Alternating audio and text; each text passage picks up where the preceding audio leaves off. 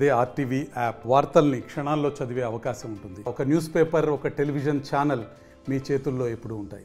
అధ్యక్షుడు రాయలసీమ సాగునీటి సాధన సమితి 2024 సార్వత్రిక ఎన్నికలు వస్తున్న సందర్భంలో అన్ని రాజకీయ పార్టీలు రాయలసీమ అంశాలను మర్చిపోయిన సందర్భంలో ఒక్కసారి రాజకీయ పార్టీలకు గుర్తు చేస్తూ రాయలసీమ హక్కులను, రాయలసీమకు ఉన్న స్థితిగతులను వారికి గుర్తు చేస్తూ రాయలసీమ కూడా కోస్తాంధ్ర ప్రాంతంతో సమాన అభివృద్ధి చెందడానికి కావాల్సిన అంశాలను మేనిఫెస్టోలో చేర్చండి అని చెప్పి డిమాండ్ చేయడం కోసం రాయలసీమలో ఉన్న వాస్తవ పరిస్థితులను కూడా తెలియజేస్తూ జనవరి 27వ తారీఖున నంద్యాలలో నిదర్శన దీక్ష ఏర్పాటు చేశాం.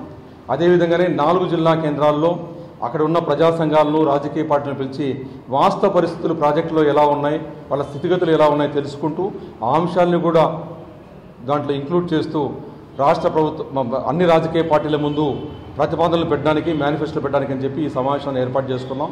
ఆ క్రమంలో ఇది చివరి కార్యక్రమం. నిన్నటి రోజున తిరుపతిలో జరిగింది, అంతకుముందు రోజు అనంతపురం, అంతకుముందు కర్నూలులో జరిగింది. ఈ సందర్భంలో రాజకీయ పార్టీలకు ఒకటి చెప్పదలుచుకున్నాం. మేము రాయలసీమలో సాగునీటి వసతి అత్యంత తక్కువగా కల్పించిన నేపథ్యంలో ఆ సాగునీటి వినియోగం కూడా అత్యంత తక్కువగా ఉంది. మధ్యాంధ్రప్రదేశ్లో కృష్ణా జలాలు వాడుకుంటున్న కృష్ణా గుంటూరును తీసుకుంటే ఆ కంపారిజన్ చేసుకుంటే రాష్ట్ర బడ్జెట్ మొత్తం కూడా 5 ఏళ్ళు 6 ఏళ్ళు ఇక్కడే ఖర్చు పెడితే కానీ ఆ సమాన స్థాయికి మేము చేరలేని పరిస్థితి.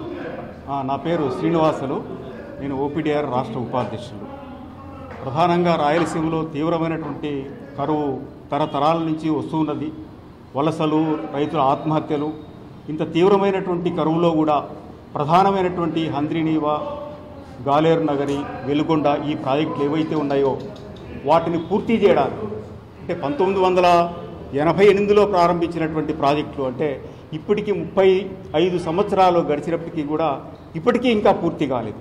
ఎందుకు పూర్తి కాలేదంటే బడ్జెట్లో చాలా తక్కువ డబ్బులు కేటాయిస్తున్నారు. ఉదాహరణకి నవ్యాంధ్ర ఏర్పడినప్పటి నుంచి చంద్రబాబు నాయుడు మొత్తం సాగునీటి బడ్జెట్కి 68,000 కోట్లు, వైఎస్ జగన్మోహన్ రెడ్డి 32,000 కోట్లు, అంటే మొత్తం 1,00,000 కోట్ల రూపాయలు కేటాయిస్తే అందులో కేవలము 15,000 కోట్ల రూపాయలు మాత్రమే. మరిన్ని వీడియోస్ కోసం ఛానల్ ని సబ్స్క్రైబ్ చేయండి, లేటెస్ట్ అప్డేట్స్ కోసం వాట్సాప్ ఛానల్ ని ఫాలో చేయండి అండ్ లింక్ డిస్క్రిప్షన్ లో ఉంది.